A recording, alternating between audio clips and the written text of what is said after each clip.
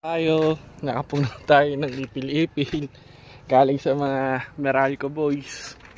Thank you. Ikot-ikot lang, may libre pakain na tayo.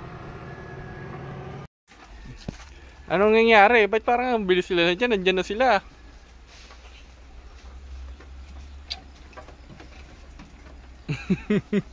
Ayos! Ayos! Kainan lang ng kambing, no? Kainan lang ng kambing. Ano meron? Ano meron? Kainan lang ng kambing. Kainan lang ng kambing. Darap na charap. Yan, di ba? Mga na-timingan ko, Meralco boys eh, kanina umaga. Saan? Doon, sa may malapit sa eskwela ng Makabod. Ay, dito pala sa may sa may Pio. Pio, libre. Pagka pa lang roon? Oo.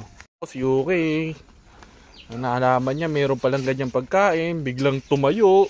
Naglakad, dinabol niya. Bulldozer niya lahat na nakaharang sa kanya. Lamon. Gusto nila yan, yun.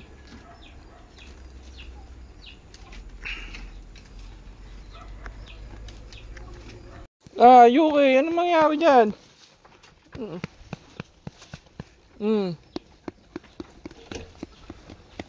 Babloated ka na yan. Laki-laki na ng tiyan mo.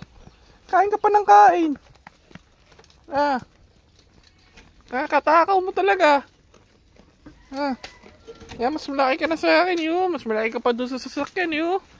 Tignan mo yung sasakyan, ito na. Tapos, kababa pa yan, ha.